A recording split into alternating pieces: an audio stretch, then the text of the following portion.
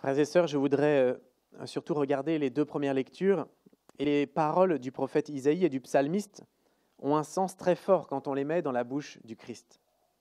Il est le serviteur souffrant, prophétisé par Isaïe. Et dans ces deux passages, il est question du visage du Christ. J'ai présenté mes joues à ceux qui m'arrachent la barbe. Je n'ai pas caché ma face devant les outrages et les crachats. J'ai rendu ma face dure comme pierre.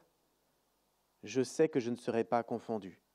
Et dans le psaume, c'est pour toi que j'endure l'insulte, que la honte me couvre le visage. En cette semaine sainte, je désire vous dire quelques mots sur cette dévotion à la Sainte Face. Seulement quelques mots, c'est un peu frustrant, puisque le sujet est tellement inépuisable qu'il mériterait, à mon avis, une bonne dizaine d'heures de conférence. Alors l'icône de la Sainte Face du Christ est bien connue. Sa renommée est due en particulier à une grande sainte française, docteur de l'Église, Sainte Thérèse de l'Enfant Jésus et de la Sainte Face. Si la petite Thérèse portait ce nom, c'est grâce à une religieuse dont je vais vous parler, et aussi un laïc, Monsieur Dupont, surnommé le Saint Homme de Tours. Il n'est pas saint, mais vénérable. Et il avait une très grande dévotion à la Sainte Face. Ce laïc a passé une bonne partie de sa vie à faire connaître cette dévotion, et c'est notamment grâce à lui que la famille Martin, donc la famille de Thérèse de l'Enfant Jésus, a eu un profond attachement à la Sainte Face de notre Seigneur. En 1851, M. Dupont a instauré un culte à la Sainte Face à Tours, dans sa maison. Et sa maison devient un lieu de pèlerinage et de guérison, et les grâces surabondent. Saint Louis et Zélie Martin, donc les parents de la petite Thérèse, étaient inscrits à l'archiconfrérie de la Sainte Face de Tours. Et leurs filles, à travers leur éducation, furent inscrites elles aussi. Louis et Zélie et deux de leurs filles, mais pas Thérèse, sont d'ailleurs venus visiter et prier dans l'oratoire de M. Dupont. Quand Louis Martin est devenu très malade, ça a été pour Sainte Thérèse l'occasion d'approfondir et d'intensifier la contemplation de la face douloureuse de Jésus. L'enjeu pour elle, à travers l'offrande des souffrances, était bel et bien de réparer pour tous les blasphèmes commis contre le Seigneur. Dès son entrée au Carmel, la Sainte Face est devenue pour Thérèse son image préférée, dit-elle. Elle lui rappelle que pour nous sauver, Jésus n'a pas hésité à se laisser insulter, à se laisser défigurer. Elle écrit, quand elle écrit à sa sœur Céline, « Regarde Jésus dans sa face. Là, tu verras comme il nous aime. » Et à force de regarder la Sainte Face de Jésus, Thérèse désire à son tour être oubliée et comptée pour rien, dit-elle. Sainte Thérèse va se consacrer à la Sainte Face avec deux autres de ses novices. Et lorsqu'en raison de la maladie, elle est obligée d'aller et de partir à l'infirmerie, on est en 1897, elle se fait accrocher au rideau de son lit l'image de la Sainte Face. Et elle dira que cette Sainte Face-là m'a fait du bien dans ma vie.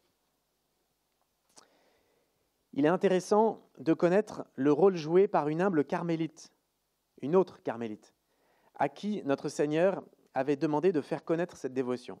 C'est sœur Marie de Saint-Pierre, qui est née en 1816, et elle est rentrée au Carmel de Tours en 1839. Et en fait, cette sœur est une mystique, elle a eu de nombreuses révélations de la part du Christ. Alors, Thérèse de l'Enfant Jésus et de la Sainte Face avait une grande dévotion pour cette sœur Marie de Saint-Pierre. Elle avait même une image de la religieuse, et elle avait une relique, elle avait une mèche de ses cheveux. Alors, Jésus révéla à sœur Marie que la Sainte Face est encore aujourd'hui de nouveau souillée, recouverte de crachats, par les blasphèmes de nos péchés, spécialement contre sa divinité. Jésus lui dit aussi qu'il cherche des Véroniques pour essuyer et honorer sa divine face défigurée et outragée, et que sa face avait très peu d'adorateurs. Jésus ajoute « Je vous donne ma sainte face afin de vous récompenser. Par cette sainte face, vous ferez des prodiges. » Un autre jour, le Seigneur fait comprendre à sœur Marie de Saint-Pierre le puissant moyen qu'est sa sainte face, et il lui dit De même que dans un royaume, on se procure tout ce que l'on désire avec une monnaie marquée à l'effigie du prince, ainsi avec la pièce précieuse de ma sainte face, on obtiendra dans le royaume du ciel tout ce que l'on pourra désirer sur la terre. À peu près au même moment, il y a un événement important, pourtant peu connu, qui se déroule à Rome.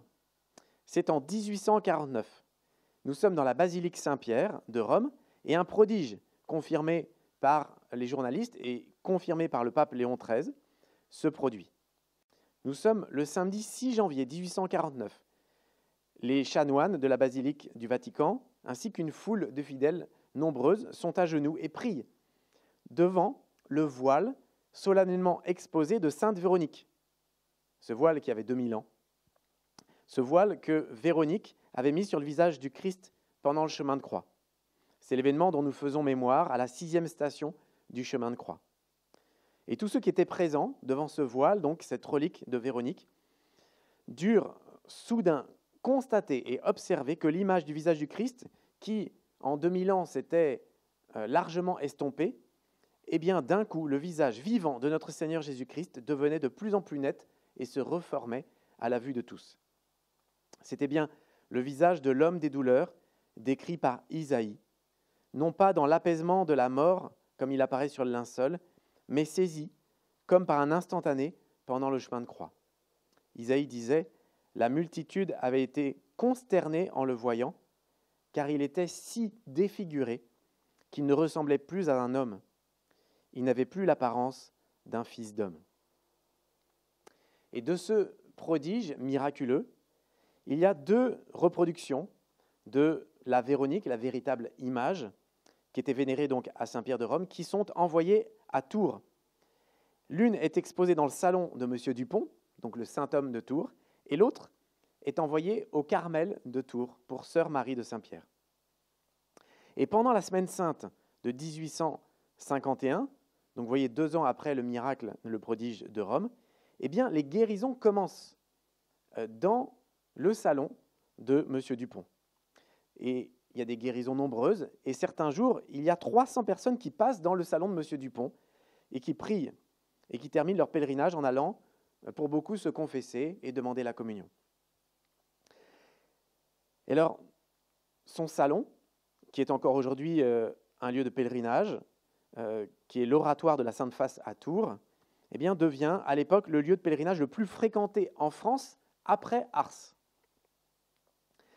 Alors le culte de la Sainte Face, chers amis, n'est pas une dévotion parmi d'autres, mais c'est la dévotion à la personne même de Dieu, humiliée dans la passion. Et le pape Jean-Paul II dira, à propos du Saint-Suaire de Turin, « Le Saint-Suaire est l'image de l'amour de Dieu, tout comme celle du péché de l'homme. » Le Saint-Suaire invite à redécouvrir la cause ultime de la mort rédemptrice de Jésus. Le Saint-Suaire murmure « Crois en l'amour de Dieu, le plus grand trésor qu'il a été donné à l'humanité, et fuis le péché, le plus grand malheur de l'histoire. » Chers amis, au cours des siècles, le Christ a fait de nombreuses promesses en faveur de tous ceux qui honorent la Sainte Face, notamment à plusieurs mystiques, Sainte Gertrude d'Efta, Sainte Mechtilde, et plus récemment donc Sœur Marie de Saint-Pierre dont je viens de vous parler.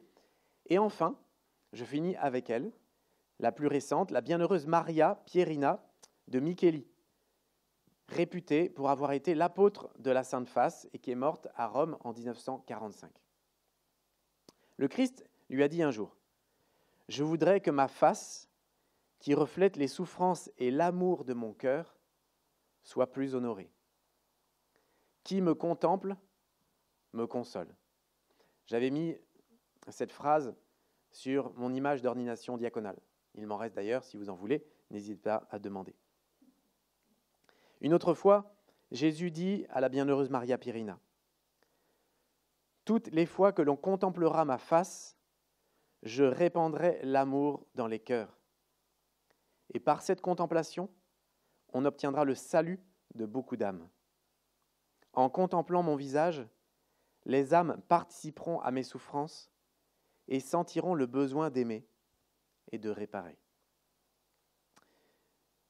Cette dévotion envers la Sainte Face a reçu, nous le savons, un développement fantastique avec les premières photos du Saint-Suaire qui ont été réalisées en 1898, quelques mois donc après la mort de Sainte Thérèse de l'Enfant Jésus et de la Sainte Face.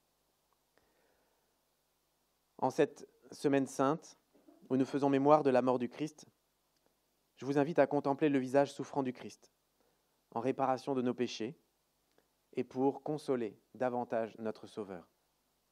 Je finis avec quelques versets du psaume 27. Mon cœur m'a redit ta parole. Cherchez ma face. C'est ta face, Seigneur, que je cherche. Ne me cache pas ta face. N'écarte pas ton serviteur avec colère. Tu restes mon secours. Ne me laisse pas, ne m'abandonne pas, Dieu mon salut.